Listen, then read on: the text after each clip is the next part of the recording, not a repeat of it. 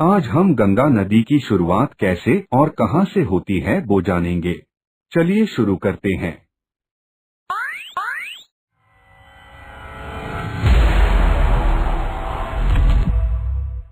गंगा नदी की शुरुआत गंगोत्री ग्लेशियर के अंतिम छोर गोमुख में हिमालय पर्वत से होती है। गंगोत्री हिंदुओं का एक तीर्थ स्थान है। गंगोत्री में एक गंगा मंदिर है जो गढ़वाल में छोटा चार धाम मंदिर के रूप में प्रसिद्ध है। माना जाता है कि यह मंदिर गंगा को समर्पित है। गंगोत्री ग्लेशियर उत्तराखंड के उत्तरकाशी जिले में स्थित है। जब इस ग्लेशियर की बर्फ पिघलती है, भागीरथी नदी का साफ पानी बनता है। भागीरथी नदी हिमालय से बहती हुई देवप्रयाग में अलकनंदा नदी से मिलती है, जिससे आधिकारिक तौर पर गंगा नदी बनती है। इसी संगम के बाद गंगा का निर्माण होता है।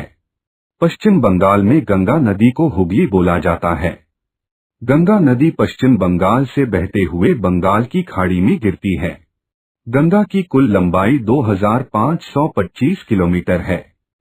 हमारे 5 प्रयाग जो उत्तराखंड में स्थित है: विष्णुप्रयाग, नंदप्रयाग, कर्णप्रयाग, रुद्रप्रयाग और देवप्रयाग।